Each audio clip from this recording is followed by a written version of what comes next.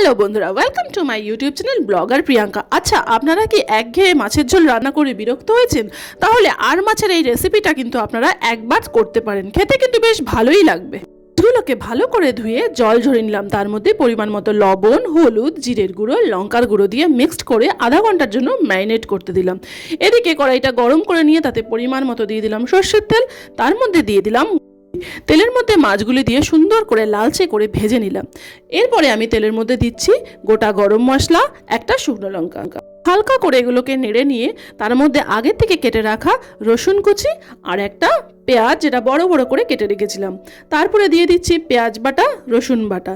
এটা সুন্দর করে লালচে করে ভেজে নিয়ে তার মধ্যে কয়েক টুকরো লঙ্কা, বড় বড় করে কেটে রাখা ক্যাপসিকাম আর বড় বড় করে কেটে রাখা টমেটো দিয়ে সুন্দর করে লালচে করে ভেজে নিলাম।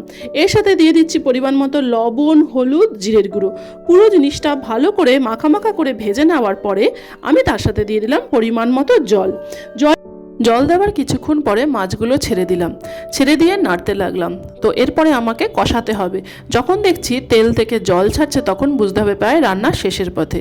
নামানোর আগে গরম মশলা, সামান্য পরিমাণে চিনি আর আদা বাটাটা কিন্তু আমি বাটাটা দিই না, ওটাকে নিংড়ে রসটাকে দিই, এতে কিন্তু খাওয়ার বেশ সুস্বাদু হয়। তো তৈরি হয়ে গেল আর মাছের এই রেসিপিটা। বন্ধুরা, তোমাদের কেমন লাগলো আমাকে কিন্তু কমেন্ট করে জানিও। একঘেয়েমি রান্না থেকে মুক্তি পেতে কিন্তু তোমরা এটা অবশ্যই ট্রাই করতে পারো। আর যদি তোমাদের আমার চ্যানেলটা ভালো লাগে তো প্লিজ লাইক, শেয়ার, সাবস্ক্রাইব করে দিও।